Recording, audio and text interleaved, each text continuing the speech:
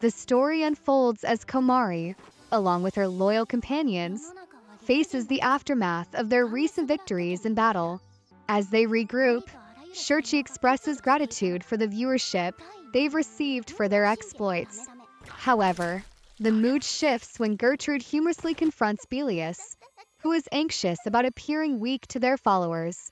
Komari reassures everyone about her prowess after defeating the enemies.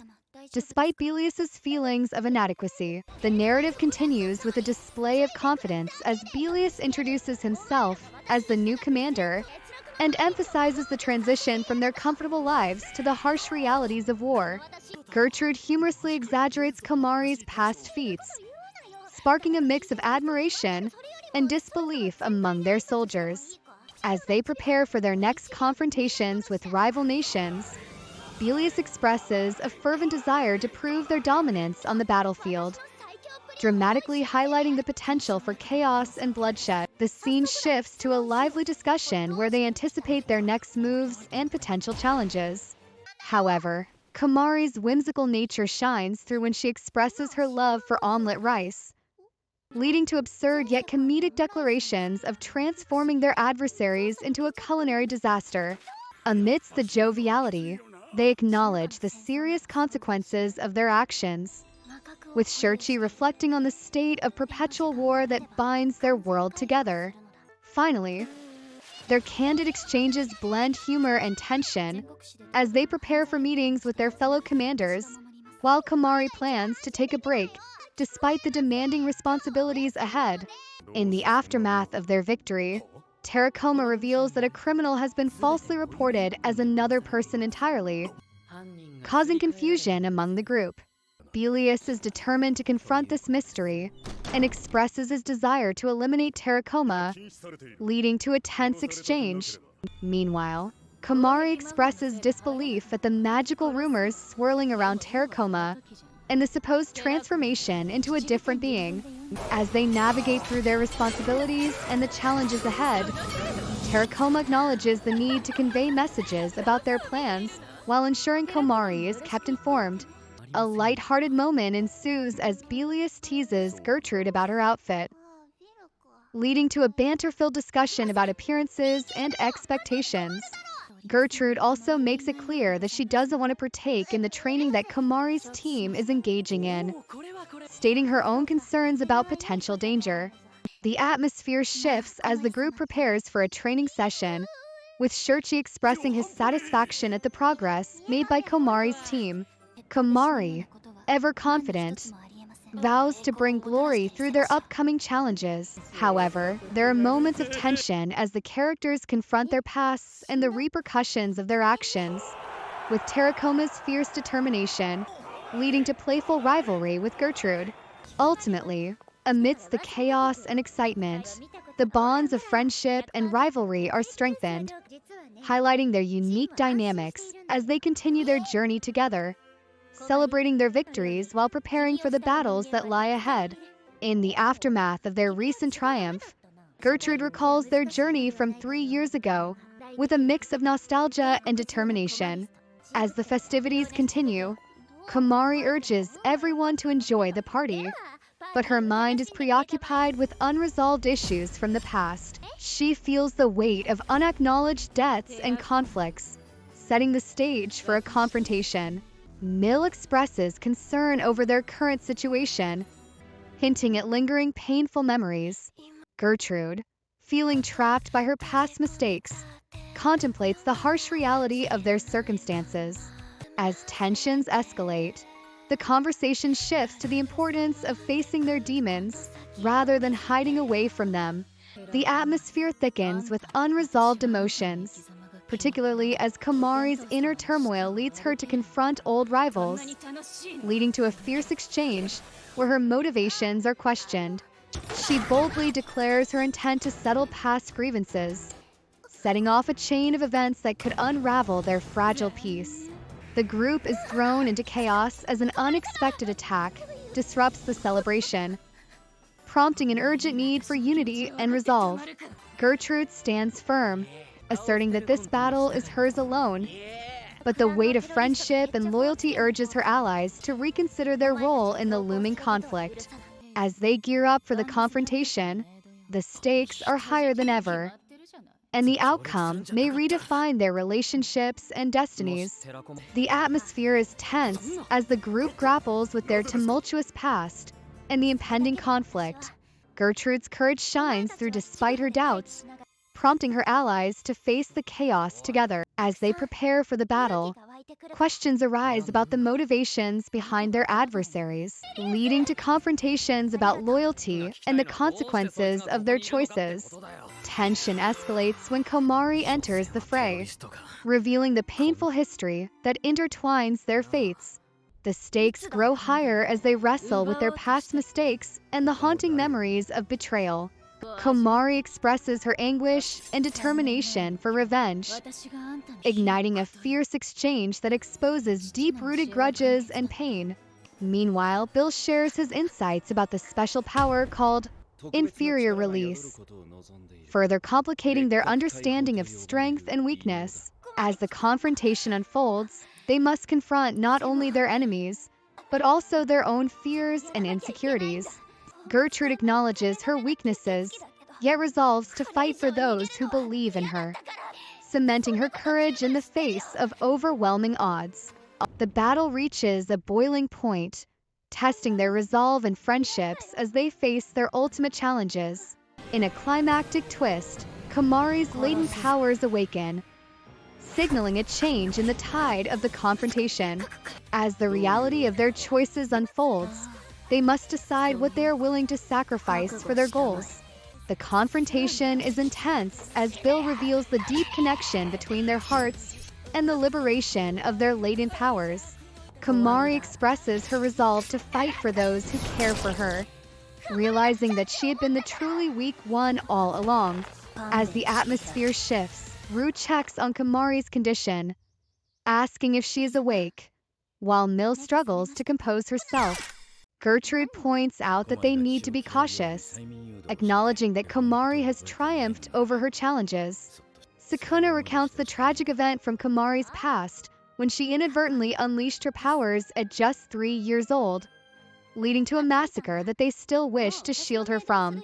Gertrude then puzzles over what exactly Komari has won, realizing it relates to her past and the implications of her current power. Belius jokingly suggests a career change to thievery if her life doesn't pan out as expected. As their light-hearted banter continues, Gertrude assures Belius that he is still her maid and will be beside her. The comedic tone shifts as they discuss their ongoing responsibilities, with Belius teasingly interpreting Gertrude's support as a proposal. Meanwhile, the conversation pivots back to the unfolding chaos in their world, as 10 notes that high-ranking government officials have been mysteriously murdered. Gertrude, realizing the gravity of the situation, suggests an investigation into these troubling events, leading to a frantic discussion on how to deal with the chaos, while also providing Komari with a break. As Gertrude proposes a mission to capture the terrorists responsible for the murders, Komari struggles with the weight of her responsibilities, but is finally convinced to lead the charge with her team. She expresses her frustrations humorously, wanting a vacation, but eventually rallies her friends to work together, setting the stage for their next adventure. The banter continues as they brainstorm reward incentives to motivate their comrades, culminating in a light-hearted decision about a future outing. As the group settles into their roles and prepares for the next challenges, they humorously discuss potential rewards for their comrades. Karstel comments that mere vacations are hardly motivating, as their comrades thrive in battle rather than relaxation. Belius proposes a creative incentive by suggesting they include zoo tickets along with the time off. Gertrude encourages the idea but emphasizes the need for more serious planning. The mood shifts as they acknowledge a lurking threat, knowing that the terrorists they are up against may possess dangerous abilities. The group discusses strategies for patrolling during the night to ensure the safety of their city. Yet, light-hearted banter continues, with Belius voicing his discontent about the demanding work schedule, revealing a humorous side to their serious mission. As the Seven Nobles Conference begins, the focus turns to determining whether Komari deserves her position, raising questions about her past and capabilities. Accusations of incompetence fly, but Komari defends herself, illustrating the challenges of leadership in the face of skepticism from her peers. The tension builds as personal histories are revealed, adding layers to their characters and their struggles for acceptance and respect within their ranks. In this mix of humor, rivalry, and the looming threat of the terrorists, the team prepares for an uncertain but exciting future, ready to face whatever comes next. Tensions rise in the room as Karen highlights the shortcomings of a fellow member, pointing out their past failures and questioning their time away from the academy. The conversation takes a sharp turn when accusations of favoritism and ulterior motives come into play, with Karen suggesting that connections, rather than merit, have led to their current position. Mad, unable to restrain his shock, expresses disbelief at the accusations thrown around. Komari steps in to demand evidence for such claims, insisting that speculation without proof is baseless. The atmosphere thickens as discussions of potential trials and judgments linger in the air, with Ten agreeing with Komari, but emphasizing that capability is crucial for the position in question. The stakes escalate dramatically when Belius provocatively challenges his peers, calling out their insults and asserting his confidence in his abilities. Sukuna, not one to back down, suggests that a duel could clarify who truly deserves the title of Seven Palaces. This proposal gains traction, with Karen approving the notion of a competition to entertain the kingdom while settling the disputes within their ranks. As the atmosphere shifts from discord to a competitive spirit, Gertrude expresses her hopes for the upcoming event, while Komari reveals her desire to become a novelist instead of a soldier, leading to discussions about their shared aspirations. Meanwhile, friendships begin to form as characters like Shirchi and Bill bond over their insecurities and dreams, showcasing their vulnerability amidst the chaos. Ultimately, the Seven Palaces conflict sets the stage for not only a battle of strength, but also the forging of alliances and the discovery of one's true self. As the night sky twinkles above, Shirchi proposes a stargazing outing, longing for something beautiful amidst the chaos. Meanwhile, characters like Karstel express excitement about the upcoming event, the Seven Palaces Massacre Award. Sukuna reflects on the absurdity of the situation, noting that his adversaries, once considered weak, now seem to have gained an overwhelming amount of power. The conversation shifts toward darker themes as Gertrude confronts the moral complexities of terrorism and its implications. Just as the group prepares to return home, they are reminded of the upcoming battle that looms ahead. Tensions rise as they acknowledge the dangers they face, including threats from the Seven Palaces and a sense of betrayal among their ranks. Amidst the chaos, Komari and her friends strategize on how to survive the imminent conflict while grappling with their own internal struggles. The battle kicks off, and the stakes are high, as the whispers of past betrayals echo in their minds while they brace for the bloodshed ahead. With alliances tested and old wounds reopened, the impending clash promises to be a pivotal moment for everyone involved. As the chaos intensifies, Komari and her allies devise high-stakes strategies to survive the escalating conflict. Belius reveals his narrow escape from death and insists on taking charge of the situation. Gertrude expresses disbelief at the existence of a poison gas that only targets men, urging the group to destroy their enemies' assaults before the outcome becomes unclear. Amidst the turmoil, Sukuna announces that the general has reached their hometown, igniting a glimmer of hope. Komari, seeing her friends in peril, declares her intent to fight alone, but Belius refuses to let her go without him. Gertrude, feeling the weight of despair, questions how they can proceed in the face of overwhelming odds. A chaotic clash ensues with shouts of anguish as they confront their enemies. Sukuna, amidst the chaos, vows to eliminate all who threaten them, Meanwhile, tension escalates as a dark power looms over them. Mill's apprehension about an ominous energy manifests as they confront a formidable foe, and Karen reveals the devastating magic they are up against. Komari's internal struggle grows as she reflects on her past and what has brought them to this moment of confrontation. In a moment of clarity, she realizes the harsh truth. She is tied to the darkness through her family's tragic history. As memories flood back, she acknowledges her transformation into a tool for vengeance, grappling with guilt and helplessness. Despite her resolve to fight, she confesses her fear of losing her newfound family to the same fate as her biological one. In a poignant moment, Komari confronts her choices, revealing her determination to defeat the source of her pain, even at the cost of her own life. As the battle rages on, the lines between ally and enemy blur, leading to a confrontation with a formidable opponent, and the stakes reach a critical point.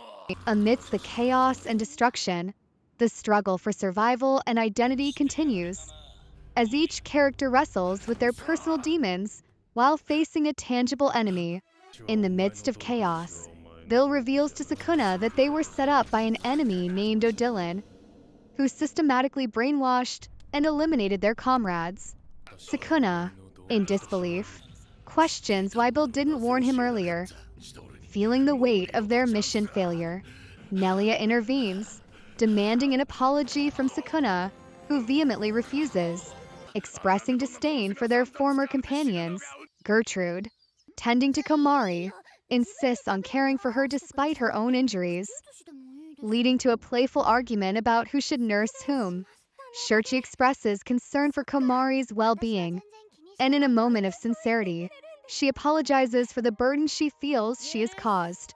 The group reflects on their past conflicts and the weight of their responsibilities, with Komari acknowledging the need to rise as the Palace of Seven again.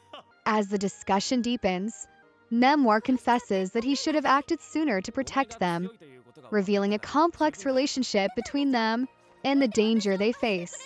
Amid the unfolding events, Bill questions why Gertrude has been so composed despite the killing she has done, leading to a humorous exchange about their violent pasts. As they prepare for an impending meeting with the enemy, Gertrude declares that the group's purpose is to uncover their foes' strengths and possible plans for world domination. Stirring excitement and skepticism among them, Belius and others are tasked with reconnaissance. As tensions run high, with the threat of the Guralka army looming near their rendezvous point, Gertrude eagerly anticipates uncovering the truth about their enemies, while Komari grapples with the responsibilities that come with her power.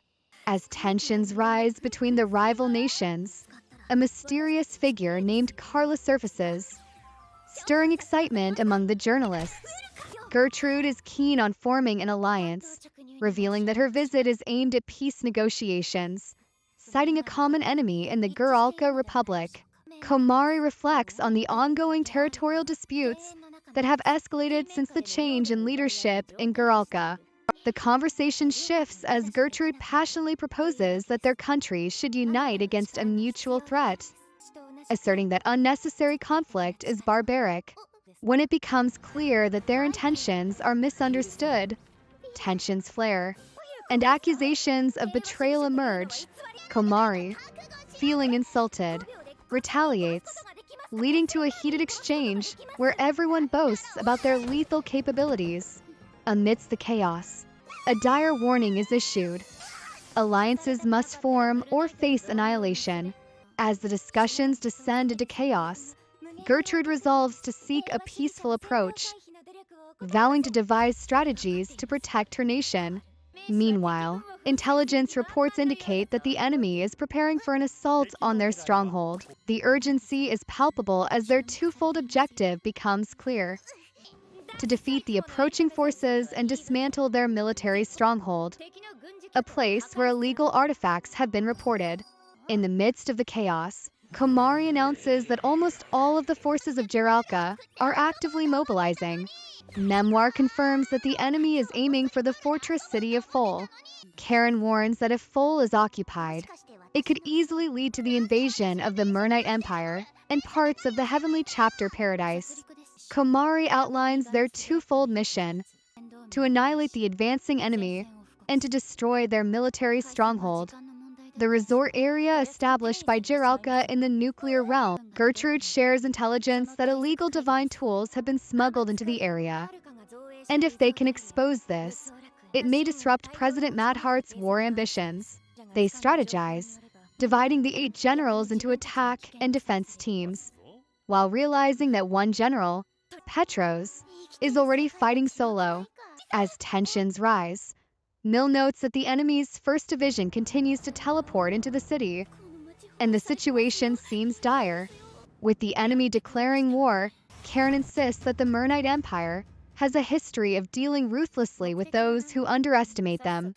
Gertrude and her team prepare for their next moves, aware that they must find the elusive Terracomer next. As they edge closer to the truth hidden within the resort, they become increasingly aware of Madhart's cruel experiments and the dark secrets waiting to be uncovered. Gertrude, realizing the stakes, emphasizes the urgency of exposing Madhart's misdeeds to prevent further atrocities. While their plans unfold, Gertrude encourages Komari to join in a quest for world domination, using a more diplomatic approach rather than conflict. As the team prepares for the final confrontation, they are determined to unveil the shadows of Jiralka and dismantle Madhart's oppressive regime once and for all. As tensions rise, Nelia declares that it's all over for Nyria. With no one left to support her after her betrayal, Sukuna suggests a tactical retreat, emphasizing the need for regrouping. Meanwhile, Gertrude urges Komari to pursue Lord Cunningham, insisting they cannot leave anyone behind. Nelia boasts about the superiority of her kind, while Gertrude reveals her plan to enslave vampires once they conquer Mernite. In the chaos, Komari and her allies vow to confront their enemies, questioning why they should allow any more tyranny. As Gertrude and her comrades rally, they affirm their determination to bring down Madhart and free those oppressed in his regime. The tension escalates as Nelia brags about her powerful forces, but Komari retorts that such strength won't guarantee victory, especially given past failures. In a moment of camaraderie, Komari reaches out to Belius, suggesting a bond forged in trust through their shared struggles. Gertrude emphasizes the importance of focusing on their true objective: defeating their enemies before all else. As they prepare for the final assault, Gertrude commands her forces to eliminate the major foes, while Nelia defiantly calls for surrender from her opponents, believing her forces will prevail.